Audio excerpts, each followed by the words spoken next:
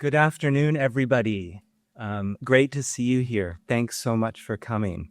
Welcome to the Arthur Erickson Centennial Symposium. My name is Matthew Souls. I'm a full professor at UBC in the architecture program at the School of Architecture and Landscape Architecture, otherwise called SALA. I would like to begin by a land acknowledgement, a very important aspect of our presentation. So the land on which we gather is the unceded and traditional territory of the Coast Salish people, including the territories of the Musqueam, Squamish, Stolo, and Tsleil-Waututh nations. Today's event is part of SALA's lecture series. So every year, every fall and every spring, we have an event series, a lecture series. So after today, there are 4 future events, and we're so excited that you're here. We spend a lot of time curating every year's event series. So we really encourage you to join us for the 4 events that happen after today. You can see that 3 of the 4 events in yellow are part of a kind of theme this fall on climate change. So, of course, I don't need to tell you the issue of climate change is pressing. Architecture and landscape architecture and urban design's role in tackling climate change is huge. So this is a series of 3 events that are really exploring cutting-edge ideas around design and climate change. The first one in that series is on October 1st here at Robson Square. It'll be in the main theater where Bridget Shim's lecture will be tonight. Pamela Conrad, a real innovator, is coming from Cambridge, Massachusetts. She teaches at Harvard. She has created a very innovative initiative that combines advocacy, education, and design to really change the world. So I think it's going to be a very inspiring, informative talk. Please come. To learn more about all of these events, you can scan this QR code and it'll bring you to the place where you can learn about them. You can sign up to SALA's e-blast. We send out information. We do it 1 email a week or every 2 weeks, depending on the time of the year. And you can keep up with all the exciting things that are happening at SALA. Okay? Okay, so let's move on today. So some brief words. Sorry if it's a little repetitive for those of you who were here in the morning. I'll try to get through it as quickly as possible. So today's symposium is a collaborative effort between the Arthur Erickson Foundation and SALA. And it's also important to note that it's sponsored by the Government of Canada. Every year, SALA, as part of its event series, has what's called the Arthur Erickson Memorial Lecture. We have a tradition of bringing amazing speakers to Vancouver to celebrate and commemorate Arthur's unbelievable contributions to this part of the world and beyond. And then also, it's the Centennial. So Arthur was born in Vancouver in 1924. The foundation has been doing a tremendous amount of activities since around March 2024 to commemorate the centennial of his birth. The symposium today, in many ways, is a kind of merging, a coming together of the tradition of the annual Arthur Erickson Memorial Lecture and all of these now 1.5-year-long efforts that the foundation has been involved with. They've had over 15 events across the country and in the United States. There's been an exhibition, which I encourage you to take a look at. It's now available in digital format on the foundation's website. There's been street celebrations. It's been an incredible year, or 1.5 years. So I want to then jump into the session that we're going to have right now. So its title is The Authorship of Canadian Architecture. We have a wonderful speaker, Michael Kubo, is joining us from Rhode Island, from RISD. And I'm going to introduce my wonderful colleague at SALA, Tanya Gutierrez-Monroy, to introduce Michael. Tanya is an invaluable member of our faculty. She is an assistant professor. She is an architectural historian who has a PhD from McGill, and she's really working on cutting-edge ideas around kind of how power operates in our society socially, culturally, and spatially, analyzing it and figuring out ways to kind of tackle it and make our world better. So with that, Tanya, please come to the podium.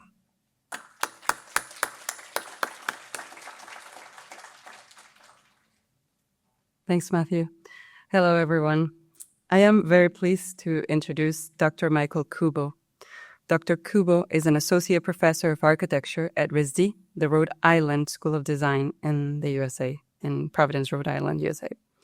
His work spans the fields of architectural history and theory, architectural design, publishing, and curation. He holds an MArch from Harvard and a PhD from MIT, where his dissertation focused on the rise and international extension of the Architectural Corporation after 1945. Before moving to RISD, he was an associate professor at the University of Houston, where he also served as the best mentor that my postdoctoral research could have. His curatorial projects have been exhibited in Boston, at the Art Institute of Chicago, and at the Heinz Architecture Center at the Carnegie Museum in Pittsburgh. These exhibitions and the books that followed have been recognized by Document and the Boston Preservation Alliance and featured in the New York Review of Books, the New York Times, the Architect's Newspaper, the Boston Globe, and the Metropolis. Dr. Kubo's research tests a new approach to writing about architectural practice. In contrast to more traditional forms of scholarship, his work emphasizes the important role of collaboration through a close archival analysis of the Architects Collaborative, or TAC, the well-known collaboration of 8 architects, including Walter Gropius, founded in 1945. Though on the surface, one could understand his interest as a monographic study of a single firm, this belies its most important contribution. It is, at its heart, a challenge to the received stories of corporate or collaborative practices as lesser than the myth of sole author designers. The idea of authorship and what that means is really at the core of his work. Dr. Kubo's next book, The Idea of Anonymity, tells this story. In other published work, he has analyzed diagrams of influence across American architectural practice, including TAC, but going back all the way to Thomas Jefferson and forward to SOM. Dr. Kubo always demonstrates a sophisticated interpretation of architectural mediation as he triangulates between the reception of TAC in the architectural press, TAC's own statements about how they worked, and architectural historians' analyses based on both these sets of messages. Dr. Kubo is also active in the area of editorial and curatorial work. Central to this are his scholarly insights on the reception of architectural practice. His body of work as a curator shows a refined attention to questions of authorship, collaboration, influence, and media. The 2014 exhibition and 2019 book, Imagining the Modern Architecture and Urbanism of the Pittsburgh Renaissance, which Kubo co-edited with Chris Grimley and Rami El-Samahi, recasts the history of urban renewal in Pittsburgh through both the more anonymous buildings that shaped the city during that period and by revisiting previous exhibitions from that time that proclaimed the city's bold, modern future. His co-edited volume, Futures of the Architectural Exhibitions, with Reto Geiser, addresses key challenges to the traditional model of a monographic architectural exhibition. His co-authored introduction traces the history of architectural exhibitions to argue that, far from being neutral or objective, or from being unidirectional propaganda, they are important sites for architectural discourse and knowledge production. The 2009 exhibition and 2015 book he co-authored with Chris Grimley and Mark Pasnick, Heroic, Concrete Architecture and the New Boston, reassess the history of brutalist concrete buildings from the 1960s and 70s, including projects by TAC as well as Marcel Breuer, Le Corbusier, I.M. Pei, Henry Cobb, Paul Rudolph, and Joseph Louis Sert. Dr. Kubo's expertise spans topics of direct relevance to the legacy of Arthur Erickson and allows him to situate Erickson's work through the lens of its historical and global context, the mediated image of the firm, and the meaning of authorship in architectural practice in the post-war decades. We are very pleased to have Dr. Kubo here today and excited for what he's about to share with us. Please join me in welcoming. Thank you. I mean, it's been a real pleasure to be here. I'm coming here as Tanya's intro, an exceedingly generous intro, suggested, I'm coming here as an outsider in sort of my view. It's my first time in Vancouver. I spent a wonderful day yesterday with Tanya and with Sarah Stevens at the Museum of Anthropology and at Simon Fraser University, and it's been really a wonderful opportunity for me to come and to meet all of you, to really invest myself a little bit in Erickson's work and the story of Erickson's practice in relation to, as Tanya outlined, some of the broader currents of global modernism, especially in the second half of the 20th century, office practices, especially collaborative and corporate practices.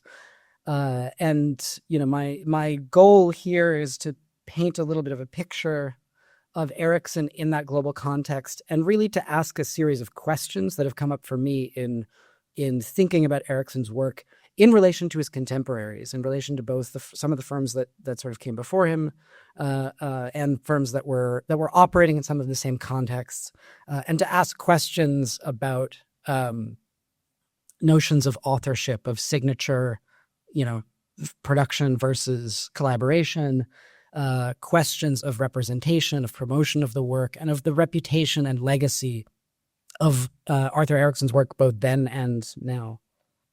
And I should say at the outset, so thank you absolutely for everybody who has invited me here. I want to thank Matthew and Rana, thanks to Sarah and Tanya, thanks to UBC Sala and to the Arthur Erickson Foundation for giving me this opportunity to really kind of think through this work, hopefully now with all of you in a kind of extended way. So I want to start with, you know, the reason why we're all here in some sense, with the reputation sort of by acclamation of Erickson as, you know, Canada's most famous architect, Canada's greatest architect, or Canada's, you know, most prominent architect, both nationally and internationally. And to just kind of start there as, you know, the thing that immediately interested me in terms of questions of authorship, of the reception of the work. How was this sort of my first question is really to do with the construction of that reputation and that legacy as sort of the most prominent architect in Canada. As you see here, Vancouver's master architect, and the notion of the master architect and its history as a set of concepts, especially through the 20th century, and the promotion of architects, singular architects, as master architects or master builders, and how Erickson kind of sits within that sort of history, rather famously, of course, by people like Peter Blake in this sort of book, The Master Builders. And so part of that for me is thinking about questions, terms that circulate around these sometimes difficult questions of authorship, terms like the genius, right, the signature of a kind of singular creative hand, or a term like genius that does also attach to Erickson's work in a lot of cases, right? He's often described as a genius. There are elements of his biography in which he describes sort of seeing himself, especially in his earlier years, or kind of self-styling as a genius, or of looking kind of more specifically at architects before him, particularly Frank Lloyd Wright, who certainly self-styled as a genius and was promoted as a genius in a kind of tension between something like Taliesin, what you see in the photo, that you know, shows the image of Wright at the center of a group, maybe cult is a strong word to use, but a sort of, you know, group of disciples or acolytes or kind of interpreters of his vision, versus the notion that he promoted of himself as a genius, and which was then promoted in turn by authors, critics, people who were assessing Frank Lloyd Wright's work and kind of took up that notion. And then which he promoted in books like Genius and the Mobocracy. Erickson and Wright have a particular sort of relationship. Erickson, of course, famously credits his decision to pursue architecture with seeing in Fortune magazine in sometime in the 1940s, an issue of Fortune magazine that featured Taliesin West, then new Frank Lloyd Wright's Taliesin West, and then deciding, if that's what architecture is, I want to do architecture. That's what I want to do. And then later, Erickson, I think he had the idea in those years to go to Taliesin and to work with Frank Lloyd Wright. And he tells the story of going to Taliesin East, not West, meeting Frank Lloyd Wright there, spending a day there, and sort of this, there's a real sense, I think, in his biography of that's sort of the path not taken in a way. He's ultimately convinced not to, he goes back to McGill, and he is convinced by his instructors at McGill not to go work for Frank Lloyd Wright, and instead to stay at McGill, finish out the year. And he's told that he is in line for a series of travel scholarships that if he completes the year at McGill, he will receive. And indeed, he goes out on these travel scholarships, spends about the next 2 years traveling around the world, and then that becomes incredibly important to him. But he writes, and there's a quote about sort of what would have happened if he had worked for Wright. He says, "Sometimes there is a door you could have gone through that would have changed your life, and you are somehow rescued. The idea of peace and retreat at Taliesin was terribly attractive, but I believe now that you have to be in the thick of things. It might have taken years and years to recover if he had gone to work for Wright," in other words. And so I think that there's a kind of intelligence about that, what seems to me to be a recognition of the potential problems of putting yourself underneath a self-styled genius like Wright, and that might have been at odds with what ultimately were his own authorial impulses, just as Wright, I should say, chafed at the constraints of Wright's own relationship with his mentor, Louis Sullivan, which is really what the book Genius and the Modelocracy is about. It's about kind of a genius working for a genius, and the kind of relationship between the two. And this was in the period when there was a lot of hashing out kind of in architecture world and architecture discourse of these questions about group practice, team-based practice, essentially, versus the notion of the singular producer of buildings. Very famously in texts like this one, Henry Russell Hitchcock, also a biographer of Frank Lloyd Wright, in this sort of text, The Architecture of Bureaucracy and the Architecture of Genius, kind of posing these dichotomies. And so this is partly what I've been interested in, and I thought the panel this morning was extremely illuminating and fascinating for me precisely in relation to those kinds of issues. And so, it's interesting to me, for example, and here's where I have another set of questions, that the project that both made Erickson's young practice and catapulted him and his collaborator, Jeff Massey, onto a national stage was very famously an extreme exercise, a kind of heroic exercise in collaboration and coordination, both within the office and across multiple architectural offices that they were coordinating at the time. This is, of course, Simon Fraser University, their competition-winning entry, where Erickson Massey, as the winning team, was tasked, because this was the instant university. It had to be built in an incredibly short period of time from scratch.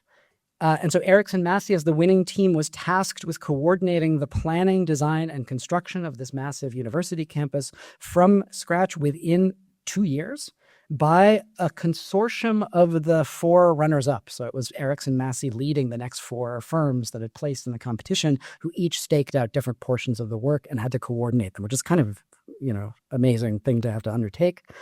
And each of which was assigned one of the major components of the campus. And so there you have Massey and Erickson. And in this complex, Jeff Massey, it seems, was the organizer, and Erickson the visionary or the designer, right? And so this is from Stauch, Nicholas Stauch, Erickson's biographer. Quote, "Jeff was the administrator. He went to all meetings and coordinated scheduling, surveying, and relations among the architects and contractors. He took the brunt of the criticism. Arthur, who hated meetings," and this will come back later, "focused on design materials and the architectural language of the buildings," end quote. And years later, Erickson openly described a similar structure at his firm after Massey and Erickson split, Arthur Erickson Architects, particularly with regard to gaining and conducting business around the firm's international commissions versus his desired role that he tried to stay in as a designer. And he's talking about kind of client relations here also. So this is Erickson, this is a quote. All this, the kind of building of the office and these commissions, has required years of intensive negotiations, but I have kept out of all that. I don't want to go to meetings, and I have no involvement until we start designing. I hardly know who works for me. It is a great disadvantage to a client, I suppose, that I'm not running the office or deciding who's employed, but each office has to be effective as a team. And this was trust was raised in the morning panel. My offices consult me on projects as much as possible, and I'm involved in all the design. That's what I enjoy. That's why I'm in it. That's why I'm hired. That's why clients want to hire him, is because of his design ability. And so there's a tension here, I think, between the image of Erickson as a singular author and, let's say, a perceived utility of that image, especially in gaining commissions, through this notion, and the collaborative nature of the office that's already been described. For his part, Erickson acknowledged this tension, and I think this is a typical kind of reciprocal relation in, for example, the Architects Collaborative with Walter Gropius versus the collaborative nature of the firm, and in other cases where there's often a very well-known singular person at the head of a larger group of people, where sort of each acknowledges the other in some fashion. So this is Erickson again. Quote, even before I set up my own firm, this is the introduction to his 1988 book. Even before I set up my own firm, I was perhaps too independent, too jealous of my design prerogatives. Those who are skeptical that one man could produce this body of work can take satisfaction in the back of the book, along with those who want to know how an architect really works. There you will find a list of project credits. Without the determination, sound instincts, and solid talents of these colleagues, my ideas would have all remained feeble sketches. But at the same time, Stauch in his biography quotes Eva in describing the office as consisting of, quote, 100 underlings who keep up the appearance that Erickson does it all, end quote. Right? So there's a kind of back and forth. This gets us, I think, into the complex subject of Erickson's claims of authorship over particular projects of the office, and conversely of his apparent habit of disowning certain projects, taking his name or his firm's name off of them, renouncing authorship, in other words, over commissions that were not realized according to Erickson's designs, or over which his office did not have sufficient control in their execution at later design stages. This is the case, for example, with the Al Sawaber housing development in Kuwait, to which I will return at the end of the talk in a lot more detail. Okay, Canada's master architect. So one project, I think very significantly, for which Erickson does not do that, does not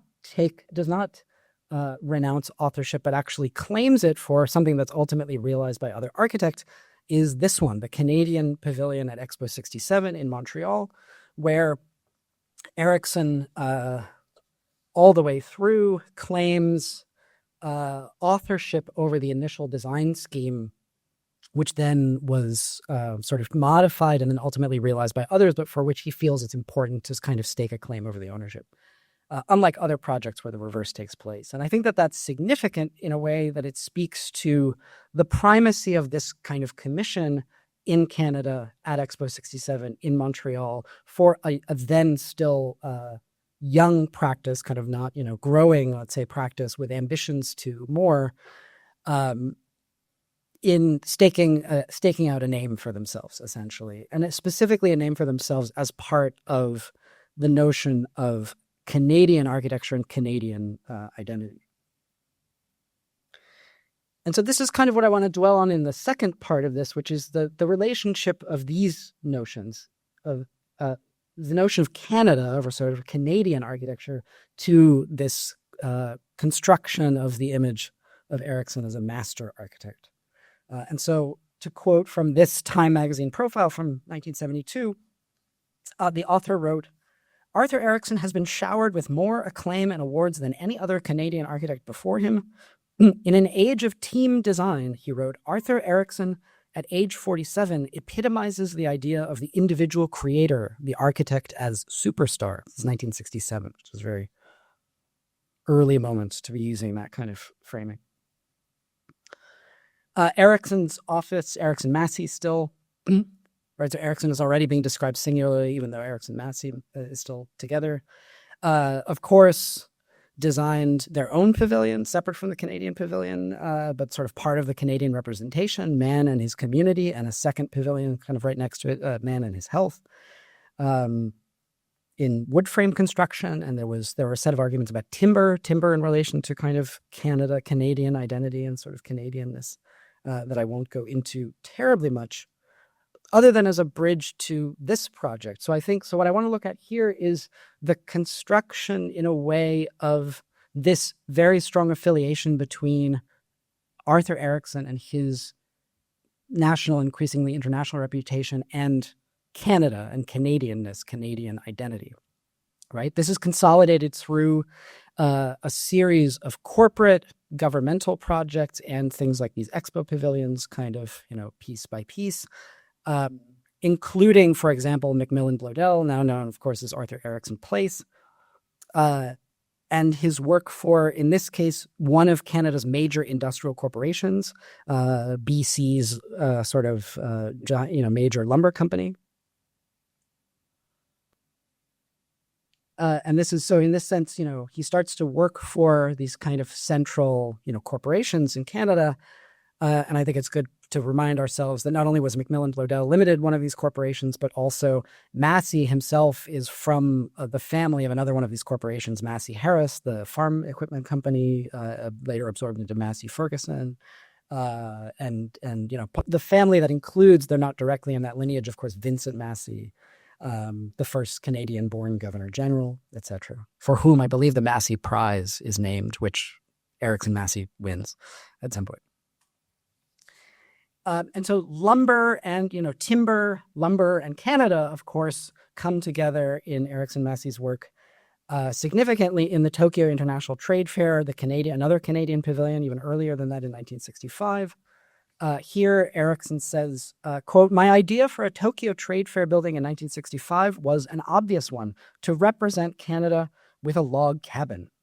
The point was to be felt in the raw power of the very unfinished look of the wood. The building would just be piled up and crudely put together, but vigorous, like Canada." And so it's interesting to me that, Macmillan Bloedel on its face doesn't seem, although it is for this major lumber company, would not seem to be kind of about expressing the material of this company as, in relation to sort of a notion of its stature in Canada in any significant way. Rather, it takes on very much the techniques and kind of expression of an office building and the construction of a kind of good office environment. Erickson referred to this as his Doric building, uncompromising in its simplicity. He wrote about it as completely countering the impermanent jerry-built aspect of the modern office building, epitomized by hung ceilings and flexible partitioning on the inside and the curtain wall on the outside. He didn't like the kind of flimsiness and sort of multi-layered nature of this. And so with this building, he says, "We turned our backs on new technology and we went to the oldest and most traditional of techniques, the solid load-bearing wall with minimum openings cut into it." Despite this corporate image in concrete, Erickson did later describe Macmillan Bloedel as, quote, "a tapered, slender, tree-like form for the giant forest products company." So he does get there in some fashion, where he's linking the company's products with the building's form and expression in a more direct way. At the same time, he conceded he hedged a little bit on this. He says, quote, "The fact that the building is rather rugged in appearance and that it tapers upward like the trunk of a great tree is quite incidental, but nevertheless conforms to the image that Macmillan Bloedel wanted to project." So it's sort of having your cake and eating it too.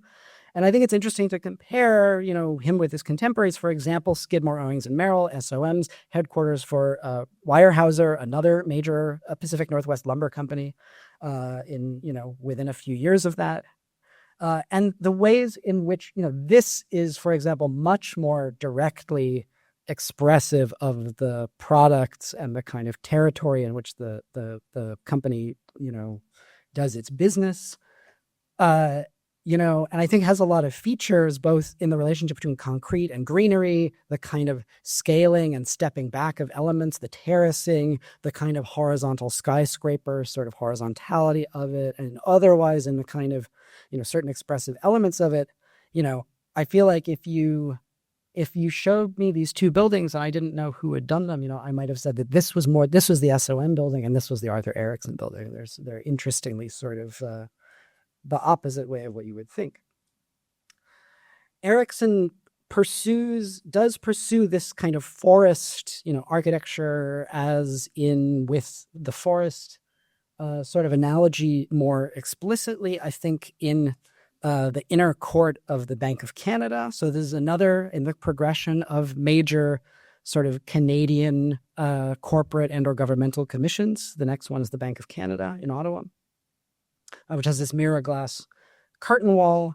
And then on the inside, this, and I think these drawings are kind of amazing in speaking to the desire to really create this kind of forest landscape sort of on the interior, again, as a kind of Canadian, a specifically Canadian sort of thing. Again, relating this to the work of Erickson's contemporaries. And I was just talking with Eva on the way in about her time working for Roche Dinkaloo, though not, she said, on the Ford Foundation, but kind of in a similar period. And which really served as a precedent for this model of the invention essentially of the atrium, especially the landscaped kind of greenery, sort of covered atrium in this period as a kind of late modern phenomenon. And it's clear to me that indeed Ford Foundation was a strong precedent for the Bank of Canada, not least in the fact that the Canadian Centre for Architecture in its Arthur Erickson archives has these slides that are labeled explicitly as Garden Atrium of the Ford Foundation precedent for the Bank of Canada, which suggests that Erickson's office, these are slides from Erickson's office, that he kind of knew about it. Okay, Erickson and Canada, Canada and Erickson. The Bank of Canada Commission came via Pierre Trudeau, the Prime Minister, of course, after 1968, but I believe at the time an MP and the leader of the Liberal Party, kind of on his way there. According to Erickson's biographer, and this is a quote, at a private dinner party hosted by Trudeau, Arthur had met Louis Rasminski, the governor, then governor of the bank, and that was what kind of led to the commission.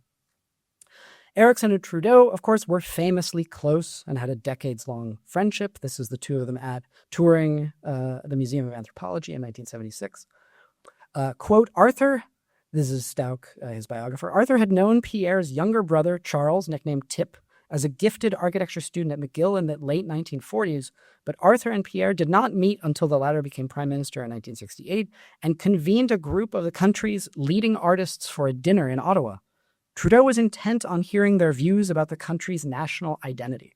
This starts from the beginning. Erickson was the sole architect. The gesture of a politician turning to artists for advice seemed extraordinary, and Arthur's meeting with Trudeau was one of instant rapport. And there are subsequently lots of references to the two of them traveling all over the world. They traveled to China, Tibet, Saudi Arabia, many other places that have sustained friendship, genuine friendship over years, which matters, as we will see.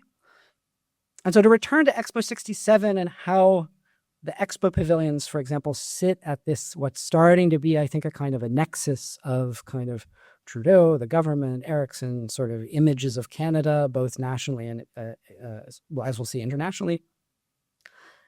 This is also the moment, I feel it is necessary to point out, when the notion of Canada itself as a unified nation, as a kind of, one thing, is, of course, itself under construction in a similar way. I do not have to remind anybody in this room. This is the moment of the redesigning of the Canadian flag. This is the moment of the birth of the Centennial symbol to celebrate the century of after Confederation. I remind everyone, of course, also that Expo 67 included the Indians of Canada Pavilion, which, according to John Moses, Aboriginal Affairs Directorate for Canadian Heritage, quote, was one of the first opportunities during the latter half of the 20th century where Indigenous people are given a political voice and a separate, standalone, safe space within which to express themselves, not just to Canada, but to people around the world. And, this is also the moment, of course, in relation to Trudeau and Chrétien, very famously, this is the moment of the white paper, the statement of the Government of Canada on Indian policy, which is expressly the controversy, the huge controversy over this and the responses, for example, the Unjust Society by Harold Cardinal, among other responses, the Red Paper. The responses, both the text itself, are entirely around, the question of sort of, who is a part of Canada and Canadian identity versus sovereignty or independent land claims, right? I won't summarize the white paper here, other than to say that the whole issue was assimilation, right? Proposing to end the Indian Act and assimilate First Nations members as Canadian citizens, but by the same token, depriving them of any of their claims to independent sovereignty or land or reparative claims or other special rights, which First Nations had fought to gain through amendments to the Indian Act. over the previous century. And so in this sense, Erickson's ambition to be an architect for all of Canada, to be Canada's master architect, I think is coupled to a very specific set of claims at the time about the nation and about who and what a Canadian is. Right? And this is, we can go back actually to the, sorry to back up a little bit. The framing, I should note that the framing of Expo 67, the kind of title that was put over the whole thing, of course, was Man and His World. And the pavilions that Erickson Massey designed are man in the community and man in his health. And so you can relate it to these questions of, you know, even beyond Canada, whom did this humanist conception of a kind of universal man include? Whom did it exclude? And what, in other words, was a Canadian? This project of creating a Canadian expression continued now abroad with the Canadian Pavilion at Expo 70 in Osaka. And here's Erickson again.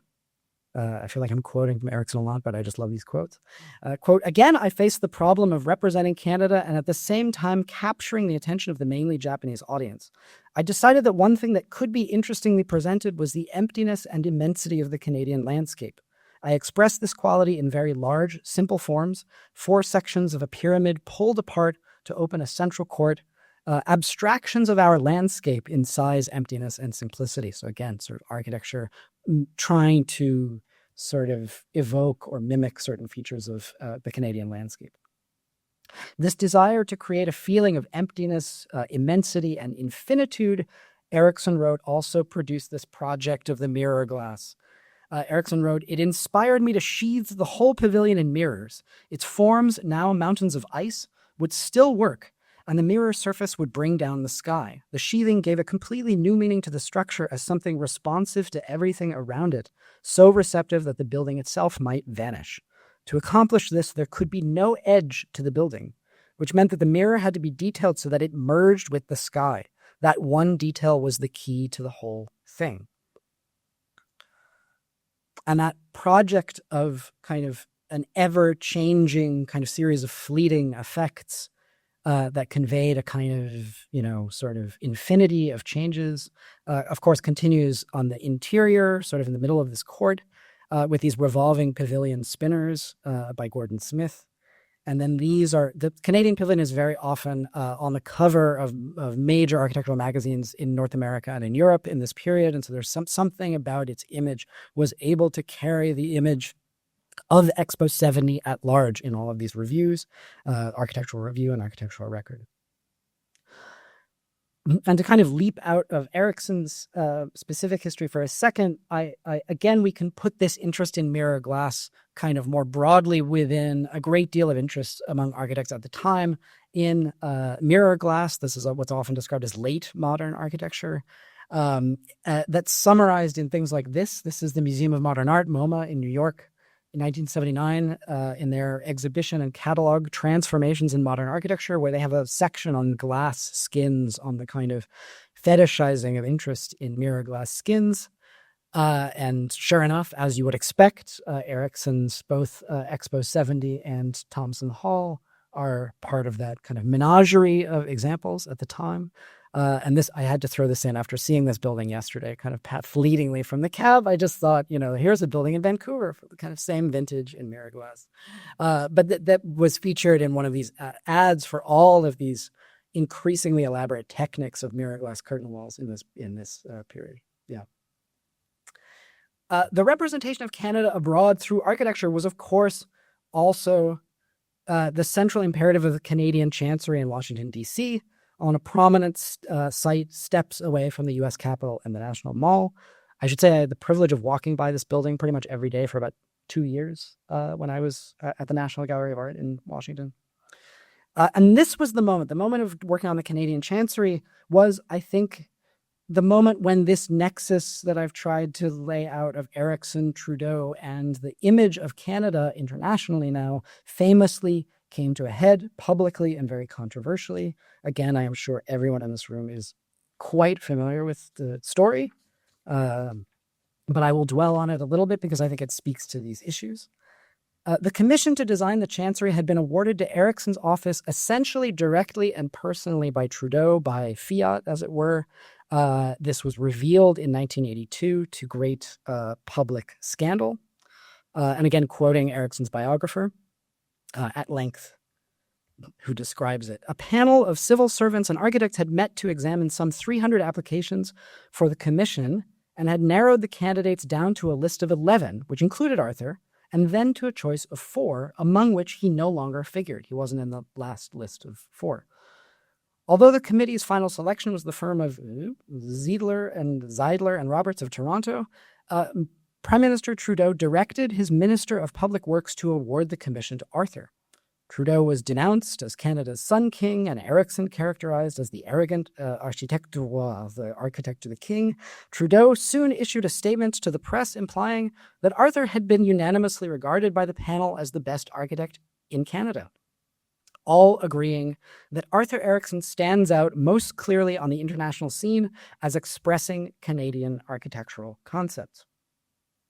And I want to dwell on this last point a bit more, namely the idea that Erickson would be distinguished specifically for his ability to express Canadian architectural concepts.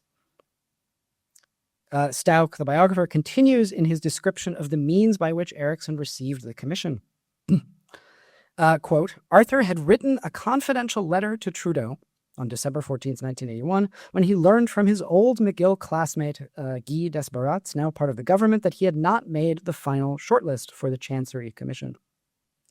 Arthur appears to have typed the letter himself in secrecy, casting himself in the rare attitude of a supplicant. The Washington Chancery, he wrote,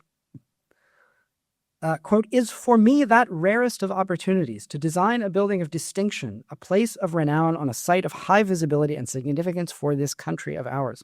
Nothing in my career as an architect would be as worthwhile as the chance to make a Canadian statement in the American capital. And to quote from the letter in particular that Erickson writes a little bit more, Erickson writes to Trudeau, what is particularly galling to me is that I have done more to put our Canadian architecture into the world picture than any other architect in the country. For what the Canadian Pavilion of Osaka accomplished for the image of Canada abroad, for that alone, I would expect to be given a commission such as this. I would think that External Affairs would recognize my international stature in such an important diplomatic post in Washington. And when Erickson later, somewhat later than this, described how the architecture of the Chancery reflected all of these imperatives to put Canadian architecture into the world picture, here's what he wrote. Given the highly visible site and the importance of the Canadian-American relationship, the key design consideration was how to represent Canada appropriately.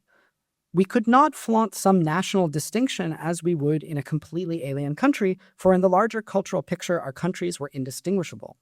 In the end, I wanted the Chancery to express an image of Canadian reserve and good manners, coupled with a characteristic gesture of openness and invitation to affirm our similar heritages, and at the same time project an element of freshness and forgivable naivete.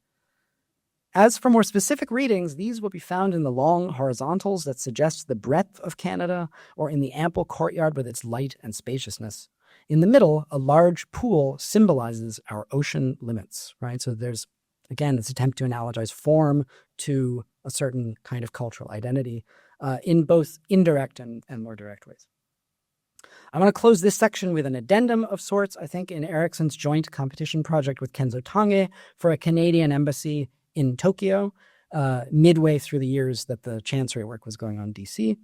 In this case, and I'm going to quote Erickson again, the Chancery roof garden, so I should say Kenzo Tange is responsible for the tower, Erickson is responsible for the kind of sloped part of the Chancery itself. He writes, the Chancery roof garden, a sloping plain of maples, visually extends a small public park. I had always been interested in how the Japanese mind separated the realm of nature from that of man, the better to counterpoint them. I thought that using plants in an architectural way would challenge traditional conventions in Tokyo and be a marked demonstration of Canada's presence.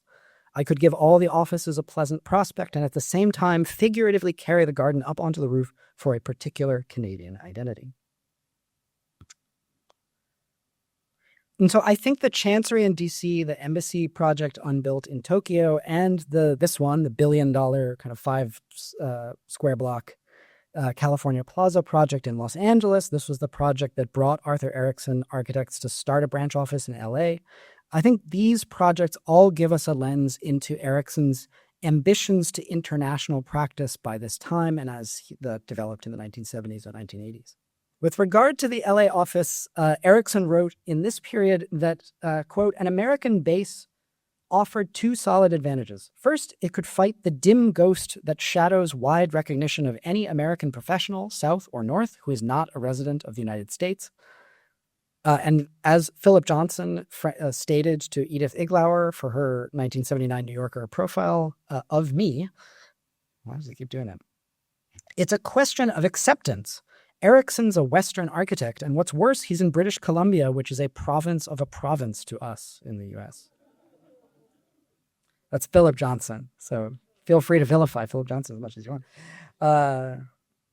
And I should say also that it was this presence in LA and the LA office, of course, in California Plaza, that played a major role in the bankruptcy and eventual demise of Erickson's office, as everyone here knows quite well, and I will not dwell on it in any way, other than to mention the ways that the bankruptcy story, I think, is also in some ways related to Erickson's national and international reputation in a few ways. First, there is, as part of the kind of trying to save Erickson from bankruptcy, a series of kind of financial elites and kind of large corporate and other investors in Canada formed the Arthur Erickson Capital Group in 1988, specifically to kind of save, the hero of Canadian architecture from,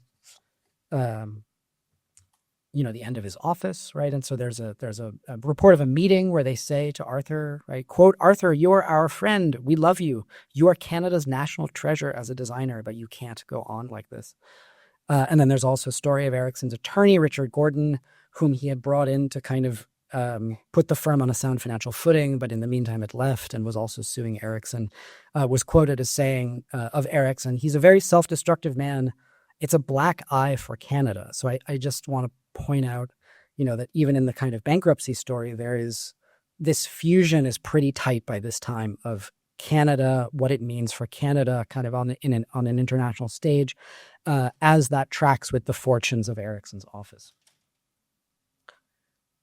But it was to the Middle East, really, that Erickson's global ambitions beyond North America extended in particular in these decades.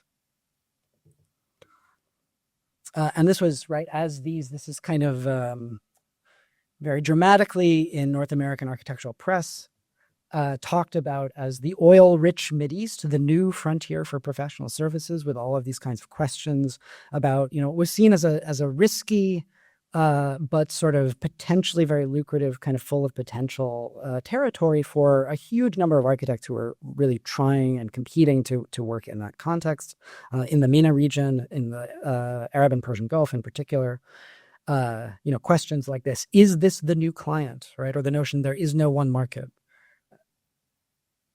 And these are some more images of, there was a huge amount of press, and I've written at length about this elsewhere, about, things like this. You can extend this from America to North America, North American designers in Arabia, and a series of offices like TAC, already mentioned, the employees of which I should note were called tacos, or TAC office members are called tacos, working very heavily, had a branch office in Kuwait, executing projects all over the Middle East, as were firms like Skidmore, Owings & Merrill, SOM, some of which you see here, Just the Towers, among a great many projects, firms like CRS, Caldwell, Rowlett Scott, generally corporate, quite large practices at the time. And it was in this market that Erickson's office was kind of seeking to compete and sort of, stake a foothold.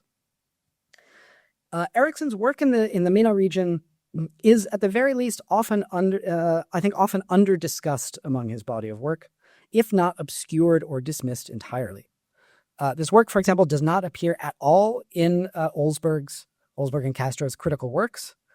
It just doesn't appear. There's not mention of any of the Middle East work. And it only bears a passing appearance, for example, in Iglauer's Seven Stones, where the projects in the Middle East are invoked mainly as examples of unrealized schemes and kind of as pretext for Erickson's bitterness. I mean, he only has a few quotes that are like quite bitter in a way that doesn't really, he never says anything to that effect otherwise about the failures of some of these commissions or the fact that they were unbuilt or the difficulties working with clients in the Middle East.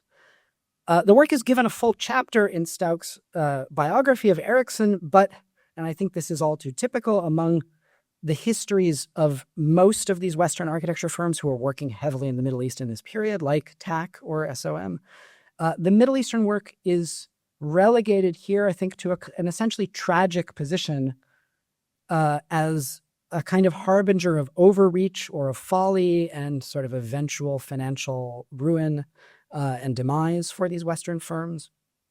Many of whom, so the story goes, were lured by never realized promises of riches to be gained, as globally famous architects working in newly oil-rich countries. And so you can see in Stauch's book, this is just how the Middle East chapter appears, halfway between celebrity and bankruptcy, right? Celebrity, the Middle East, bankruptcy. Even though this was not, and Stauch acknowledges it in the book, this was not really a primary reason for the demise of Erickson's office in any sense, but it kind of somehow in the narrative, one might get that impression. This dismissal or inattention is very different, I think, from how Erickson himself described his firm's work in the Middle East in this period. The only monograph on Erickson's work to give dedicated attention to these projects is the one written by Erickson himself. This is The Architecture of Arthur Erickson, particularly the second edition from 1988, which devotes one of its 4 sections fully to describing the work in the MENA region and in the Middle East, specifically at length. This is the section titled Counterpoint, Other Ways of Seeing. This work was often also promoted in office brochures produced by Arthur Erickson architects like this one. In this case, in the case of this office brochure, for example, the Middle Eastern work is given its own section. The rest of the office brochure is organized by building type, essentially. So, hospitals, housing, cultural commissions, etc. The only part of the office brochure that's organized by geography is this one for Middle East projects. So you could tell that they were really advertising and trying to gain commissions, essentially, in the region. But it's an extensive body of work, so much so that in 1999, the Canadian Architecture Collection at McGill produced a book basically chronicling the quantity of material in the CAC collection, the JV CAC collections. I think, and David can correct me if I'm wrong, I think there are 24 projects in total, something like that. But, it's an extensive archive, and the archive is at the CAC and is worth examining. And so I want to go to Erickson's own description in this counterpoint chapter of his monograph, vis-a-vis the reasons why a lot of these North American and European and other increasingly large architecture firms were working competitively in this context.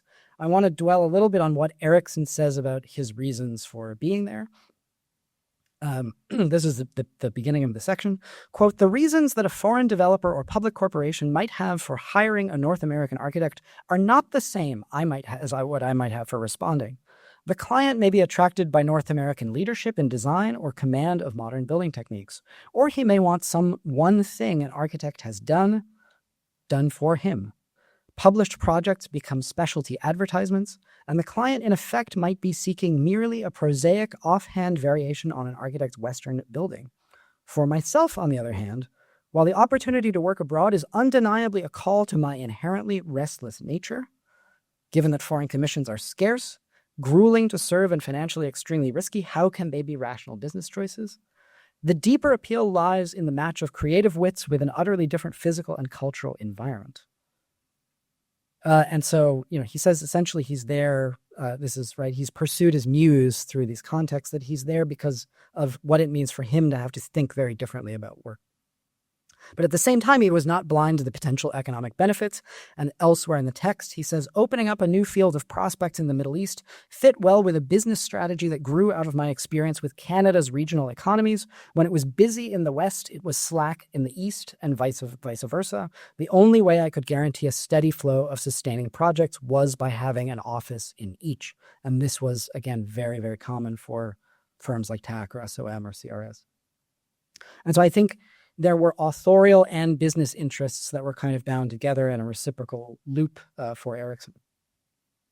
The entry point for Erickson's office in Kuwait and Saudi Arabia was through Erickson's travels to the Middle East, first as a student, then with his partner, and later with Pierre Trudeau. According to his biographer, in February 1967, he traveled to the Middle East to share the experience with Francisco, his partner, and shortly afterwards he sent for a list of government projects he might compete for. Before the year was out, he had submitted a proposal for the university city of Riyadh in Saudi Arabia. This was followed in March 1968 by a series of letters that went through the Canadian embassy in Beirut, exploring the possibility of a contract to build Kuwait University, or KU. And in pursuing these university commissions in Kuwait and Riyadh, Erickson's calling card was Simon Fraser University, the success of which he claimed had in fact originated in the Middle East, that's a quote, by being modeled in large part on Al-Azhar Mosque in Cairo, site of possibly the world's oldest university.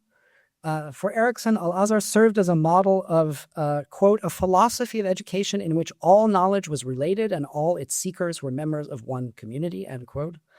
And Al-Azhar had figured even earlier already in Erickson's thesis as an architecture student at McGill, which was focused on university architecture. And he later described it this way. He said, the broad, non-directional space of Cairo's Al-Azhar University Mosque, where students, merchants, and beggars sat or lay on the carpeted floors, listening, praying, reading, or just sleeping, served as a model not just for Simon Fraser, but also at Lethbridge University as well, for the notion of a kind of unified campus that was not making distinctions between different academic programs. Kuwait University never happens, nor does the university in Riyadh, but he proposes two others. Later, King Abdulaziz University in Jeddah and the Islamic University of Medina at Al-Madina in Saudi Arabia. Like other architects who sought to practice in the MENA region in this period, Erickson developed his own kind of generalized universal theory, quite a personal theory of Arab architecture, that tended to subsume differences among its many different geographies or caliphates, time periods, etc., which was quite unlike, I should say, the nuanced chronological and contextual theory of the Western architectural tradition that he had sought to develop during his travels as a student, where he kind of goes in reverse chronological order from the Levant to the Mediterranean and to Northern Europe, specifically in that order. And so in Erickson's conception, all Arab architecture, kind of full stop, was based on an abstract language of pure form and geometry, and on an architecture of solid walls as the essential structure of the Middle East, as defenses against the desert and as creators of privacy, particularly in dwellings.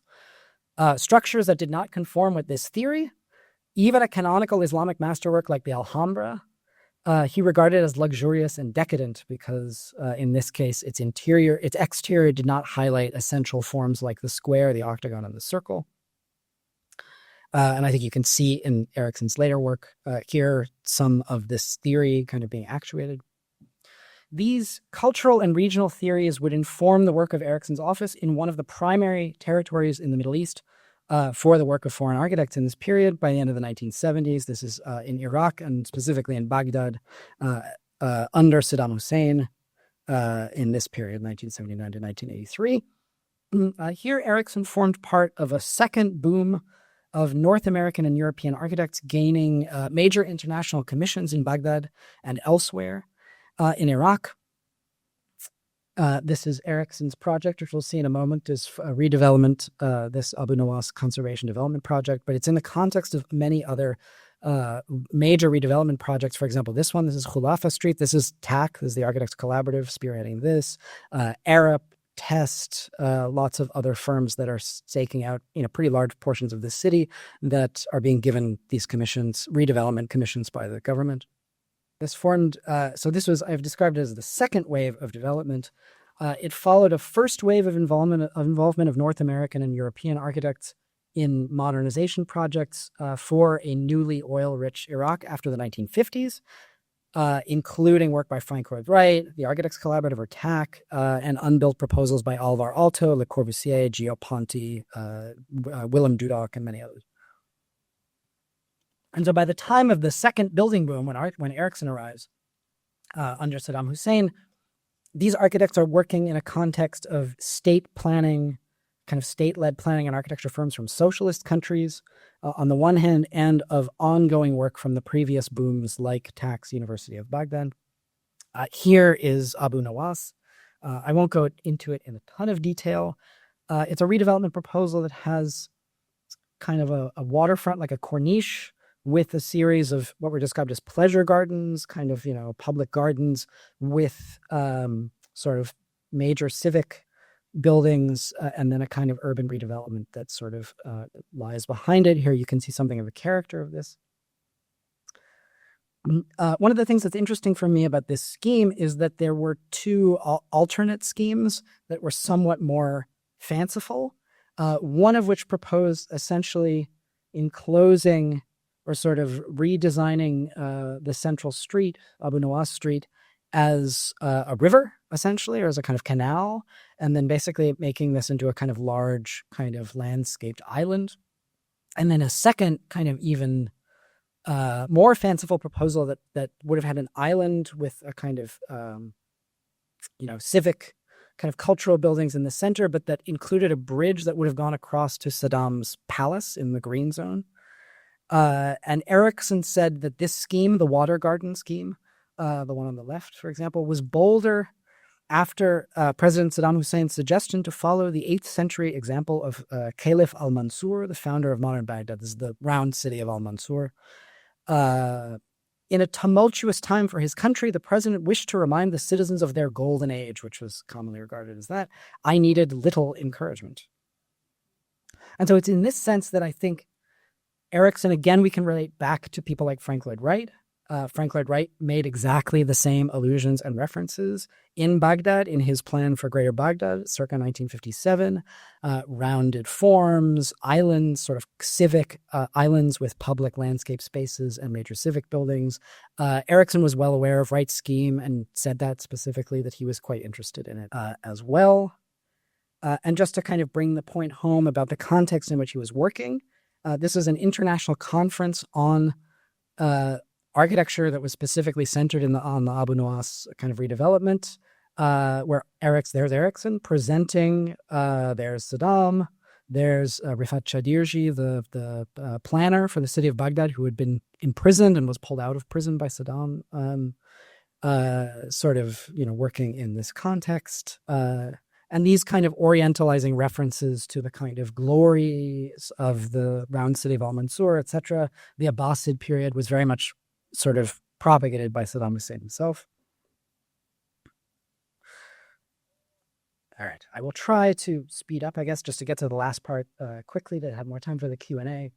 But I want to point out that this sort of somewhat uncomfortable position of Erickson's office vis-a-vis their clients, let's say their government clients, working in some of these national contexts, is also, I think, reflected in the way that he advertised or even described some of the projects that he does subsequently in Saudi Arabia. Saudi Arabia he describes as the prized client, but difficult to obtain for a relatively unknown architect without a corporation behind him.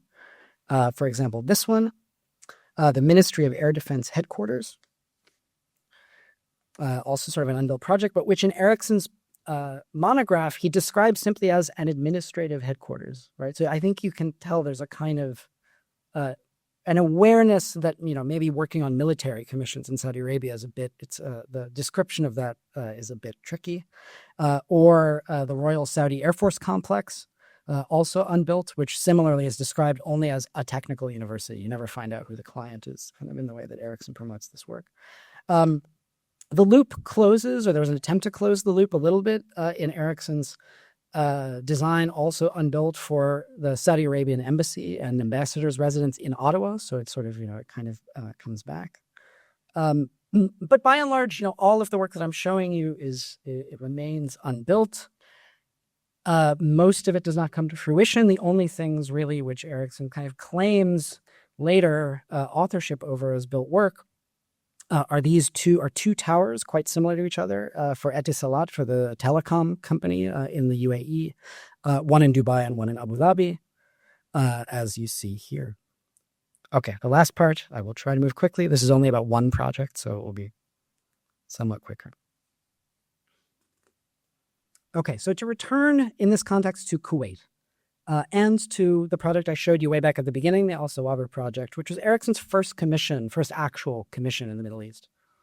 According to Erickson, the Sawaba project was an important break for us and led to even larger urban projects in Kuwait and Baghdad, which was indeed the case, even though none of them were built. This was, again, Kuwait was the context of, like Iraq, a country that was newly wealthy based on petroleum and petroleum exports, and which dedicated a huge percentage of this new income to modernization projects, in addition to infrastructural projects, to urban planning, architecture. Generally, foreign architects were invited in to radically reshape, in this case, Kuwait City. Kuwait City, the old town, what you see in the lower left and the kind of top part of this master plan by Minoprio, Spenceley, and McFarlane, the same master planners of Baghdad in a couple of years prior, in its kind of modernization schemes, essentially kind of demolished and evacuated kind of large portions of the old town in favor of the construction of these ring roads around which Kuwaiti citizens were subsidized to build basically villas, kind of large kind of housing estates for themselves. And this is something of what the old town kind of looked like at the outset of something which turns into, again, a kind of, in a way, the major building boom in the Middle East for a certain period of time, in one city at least, in Kuwait City, and which involved a huge number of foreign architects, so much so that you get, and this is typical, this is one of many articles, this kind of reportage from outside, in this case in Middle East construction, of Kuwait City as a showplace for the world's architectural prima donnas. And so this is the context in which Erickson is also trying to build in Kuwait. This is Jorn Utzon. This is John Donington, who's a British architect.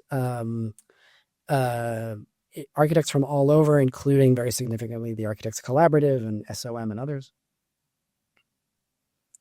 And I want to point here, again, to go back to the Trudeau, Erickson, and the kind of, Canada abroad sort of nexus. There, in seeking this work or seeking a presence in Kuwait, there were reciprocal relations between Erickson's self-promotion and business and the promotion of Canadian interests abroad in this competitive market context. And so I think you could argue in some sense that Erickson and his practice by this time had themselves become key Canadian export products. Erickson's image in some sense was a Canadian export product. In other words, advertisements of Canadian design and industry and of Canada's modernity, certainly in architectural terms, that could be promoted to other governments and to foreign clients.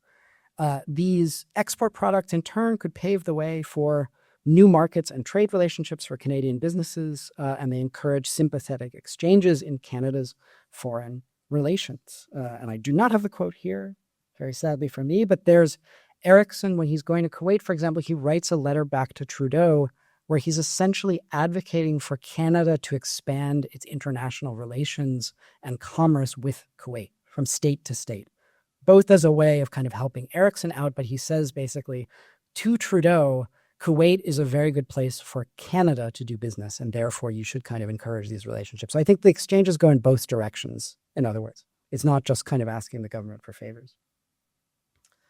To talk about the Sawaba project a little bit, and then, I will be at the close. The project that was the sort of charge that was given to Erickson was essentially to design a housing complex that would bring newly wealthy Kuwaitis, kind of Kuwaitis of means or elite Kuwaiti citizens, back to the city center rather than sort of villa expansion out in the periphery, and to make denser kind of housing appealing to sort of upper-class Kuwaitis. This was one of a number of experiments, similarly, with new housing types that would be attractive to kind of elite Kuwaitis in this period, including Tak Souq al-Wataniya, kind of nearby. This is the project that resulted on quite a large site that had been sort of fallow, and in which Erickson proposed a landscape that would go over an existing cemetery and then a series of these kind of quasi-megastructural housing blocks that were essentially, he described them as stacked villas, essentially. Each one, as we'll see, was they were quite luxurious. That would be sort of in these terraced stacks that would be back to back in order to create a shaded kind of public thoroughfare with a series of community functions that would be both within each one of these spines and then in the spaces between them with these kind of covered winter garden type things, quite dramatic. This is Erickson's rendering on the Erickson office rendering on the left of what that was intended to produce. And with windows oriented for privacy, sort of respecting the precedence of these dwellings as essentially private types. And in this, of course, this kind of A-frame, sort of quasi-megastructural A-frame, of course, had lots of precedents that Erickson, I think, was drawing on. Kenzo Tange, his sort of famous project for Boston Harbor, done while he was teaching at MIT with MIT students in 1952. Contemporaneous examples like the Golden Mile complex in Singapore that was also sort of meant to be a prototype for larger kind of megastructural expansive ambitions for Singapore. But then, of course, closer to hand for Erickson, precedents like Safdie's Habitat 67, especially the first scheme, the original scheme, not even beyond what was built, that was very much in line with this. And Erickson extended the prototype or the attempt later past Al Sawaber in the Medina Hotel project in Saudi Arabia, where it's kind of simplified and the top part of the units kind of touch to create like a kind of full megastructure kind of in miniature.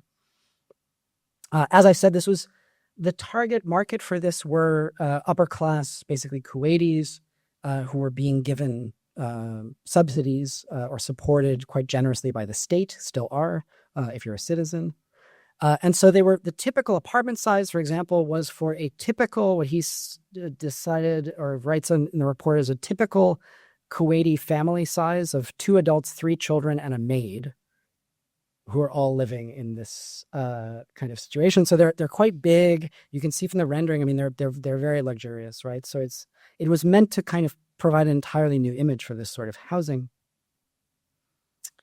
Okay, so what happened to Al Sawaber? So this is Erickson's description. In the Middle East, much is projected, much less realized.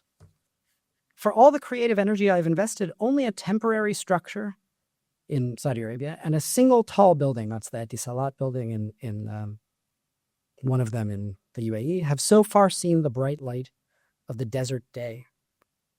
Right. And so he writes about Sawaber as kind of, again, one of these lamented unbuilt projects. It is similarly described or noted in the CAC archive, the kind of description of the project you see at the bottom in the comments. The project was not executed. The design and documentation were not completed. That's the kind of, so it sits with all these other projects kind of in this legacy of a kind of, quite ambitious or heroic megastructural proposition that was not realized. Okay, so far so good. But it was built. I've been there. And this was one of my entry points, actually, in the invitation to come here was having been in the buildings at Al Sawaber while I was working on TAC and other things. This is the state of what was built as it existed by the 2010s. So something was built, but not built by Erickson's office. And so this is a case where Erickson's office disowned the project. They took their name off of it because it was not realized according to their original intentions. This is Erickson's quote. Unfortunately, the government lost sight of its original objective when it put the project out to bid. As a result, only the unique outline was vaguely ours and no Kuwaiti of means, no kind of elite Kuwaiti, upper class Kuwaiti would live there, right? And so he describes the project as a failure in its occupation or inhabitation, and that's a result of not having built it to the intentions of Erickson's office. And indeed, it's a very charged site. At the period when I saw it, the buildings had been evacuated of their inhabitants by the state in advance of demolition, in advance of a planned demolition. And so they sat there kind of fallow, empty for years. And that's when I kind of toured, it was like this, with sort of everything kind of awaiting a demolition, which, people didn't know whether it was going to come or not as of the mid-2010s. But indeed, they were demolished. This is a photo kind of demolished very interestingly, I think, by just kind of, they just sort of toppled over the buildings. This is an aerial view. In a way that was commemorated, for example, by artist Dana Rashid on the demolition of Al Sawaber, kind of, I love this image. And so this is kind of where I want to leave us, is in this comparison between, in this case, the projected and the realized, the reception or the kind of promotion of the work in the beginning, the notion of disowning a project, even though it was built, but sort of claiming it was unbuilt, and all of the, I think, sort of tricky authorial questions that obtain in that kind of scenario, the international ambitions of Erickson's office in relation to a kind of, Canadian abroad, sort of Canada's master architect abroad. This is an article by Asil Al-Regam that was written at the time of controversy over whether the complex would be demolished or not. The buildings were still standing at that point, that argued, as you see here, that it was the Al Sawaber project was not a design failure in her history of it. And it wasn't a failure in design intent, either for Erickson or even necessarily in its realization. It was really, she gives a whole series of other reasons, changes to the original design that thwarted the development of a vital and self-sufficient community, the absence of an administrative union, in other words, lack of maintenance, as a kind of common problem, economic greed that led to illegal subdivisions, land speculation, all of these things kind of changed the nature of the thing over time. But she was writing in a period where these buildings were empty, that there was a strong push, especially for a younger generation of Kuwaitis, to reoccupy the city center in denser urban arrangements that were exactly what the state had projected as a kind of desire, decades earlier. And so this is, I think, a good kind of place to leave it in this, the tensions that you can read out of a project like this, where in some sense for me, all of these things come home to roost in terms of these tensions in authorship, in international practice, and ultimately in the legacy of work that Erickson produced and that we are thinking about today. Thank you. Thank you so much for that lecture. I don't know if you read my 2016 piece in Architectural Review about the Baghdad project that was unbuilt. There was a lot of wonderful input from Alan Bell. And since then, I've been back many times. I go several times a year to Baghdad, and parts of it are being kind of, some tiny aspect of the landscape architecture is sort of being implemented. Muafaq Al-Tayyi, who was working for the mayor's office at the time, is holding a torch for it and hoping some enlightened developer will pick up the scheme again. But I've never been to Kuwait, so I just found that so poignant and so striking.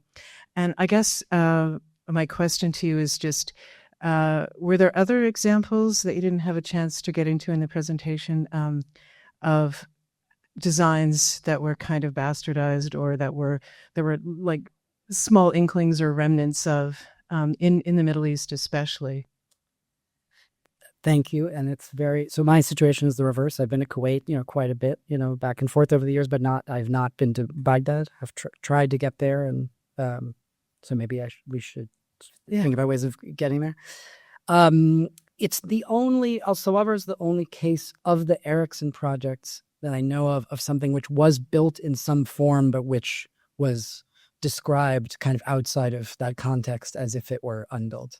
But I think what you're drawing out, both in the work in Baghdad and in a project like this, is the way in which, we think of these works as belonging to the past, but they're not entirely past the past projects. There are ways that they sort of get revived, or pieces of them. There are people who are holding the torch still for these projects.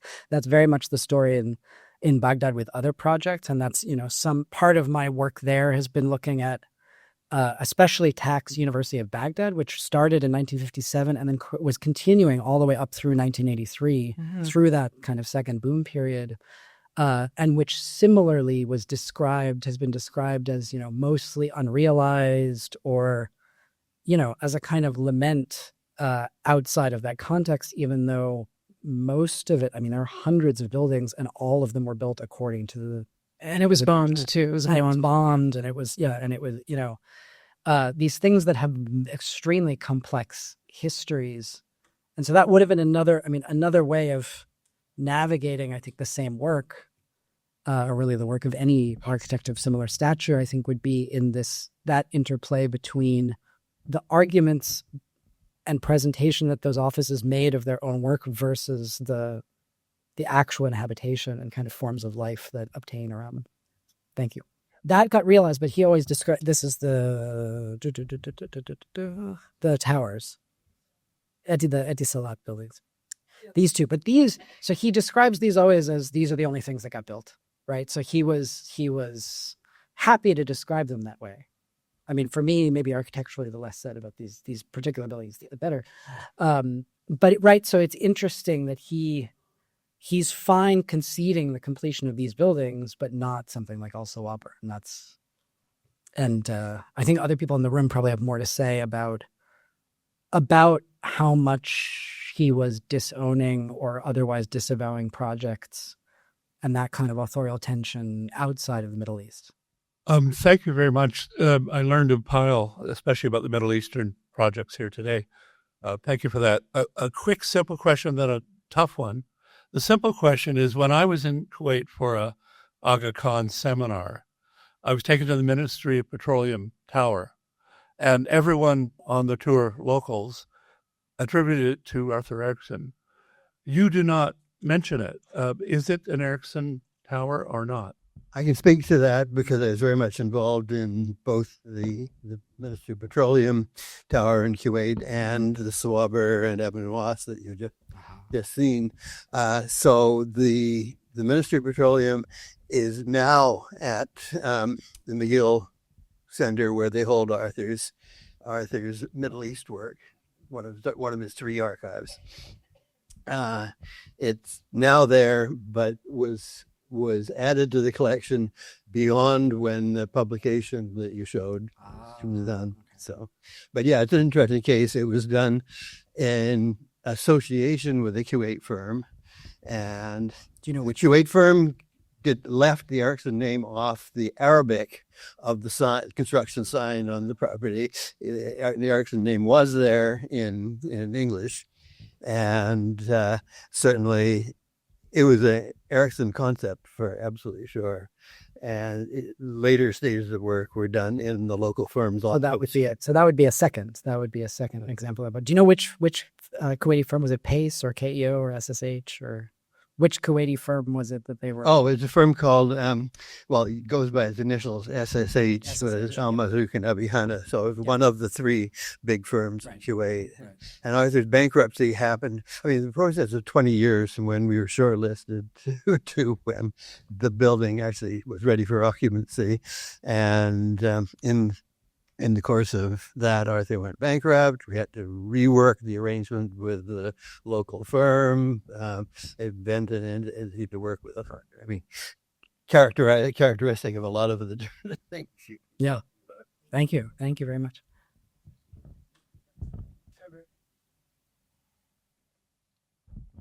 Here's my main question. I realize this is a draft, and a hurried and compressed draft at that. There's 2 halves of the talk about the Canadian work, which are presented more or less as a successful confluence of national identity and an architect's ambitions, more or less. Well, presented as in terms of Erickson's interest in describing them as confluence. Whereas he had long-term interest, et cetera, in Arab Islamic architecture. The second half is much more problematic. In other words, it didn't happen. So you have it worked kind of in Canada and much less so in the Middle East. I think there's a kind of juncture in your talk that didn't work. I'd like to give you a chance to poke around for a minute. You said almost nothing about the Canadian Chancery in Washington. despite walking by it daily. You know the design rules, the Fine Arts Commission, all the things that make things happen in DC. But you gave us no critical opinion about whether it's the glory of the nationalist Erickson or some horrible mistake put on him by his hosts in Washington. So could you clarify that a bit? Yeah, no, you're right to detect I had material in the talk and I decided to take it out that would have, partly because I wanted to spend time talking about other things, but that was about the let's say complex reception or evaluation of this project, right? And there are people who are very, people like Philip Johnson who are very positive, but it's partly because, there are many other talks, let's say, that I thought about giving but sort of didn't. For example, having been a co-author of a book about concrete architecture, which we call heroic, but is more commonly understood as brutalist. Right? I've not talked about concrete. I've not talked about concrete in relation with landscape. I have not talked about Cornelia Hahn Oberlander and the collaboration with Oberlander's practice. But I've also, I've not wanted to talk in this sequence of things about style and especially the claims around Erickson's work vis-a-vis, let's say, modernism and postmodernism, right? And the Chancery, and I think the complex reception around it and the adjudications of its success or lack of success perceived in both cases really would get you straight into that zone, right? That it's kind of, Erickson has lots of quotes and things where he is on record as sort of having his misgivings about a lot of what sort of went under the rubric of postmodernist discourse, right? He talks about the Portland building entering the competition and sort of knowing that he was probably going to lose because that was what was current, and he didn't really, he sort of tried to engage with those things and didn't. But, there are many obvious ways in which the Chancery is his moment of engagement, let's say. And, obviously things like this kind of false colonnade in the center that doesn't really support anything, and the sense of kind of illusions or sort of jokes almost, the sense of messiness or kind of fussiness of the interior, all of these, the gazebo and these other kind of volumes, and the difficulty, as you kind of mentioned, of dealing with the very heavy constraints that were given to his office in terms of, right, as you see, and that's why these images are here. The site was essentially proscribed in it. The height was delimited sort of by the neighboring buildings. It had to fill all the kind of corners and the sides, and that's somewhat sort of what generates this sort of flying kind of, this kind of frame inside of which is all this kind of stuff that's it's a bit sort of, it's certainly regarded by a lot of people as, in the write-ups of it immediately afterwards, as kind of overwrought and fussy.